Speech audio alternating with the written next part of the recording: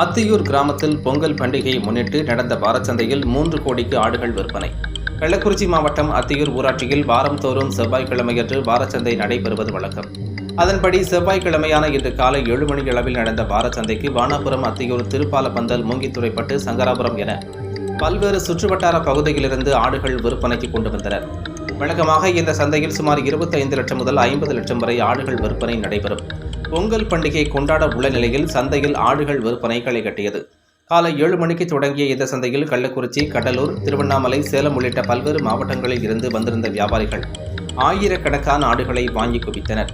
இதில் 8000 முதல் 25,000 வரை ஆடுகள் விற்பனையான நிலையில் 3 கோடி ரூபாய்க்கு வர்த்தகம் நடைபெற்றதாக வியாபாரிகள் தெரிவித்தனர்.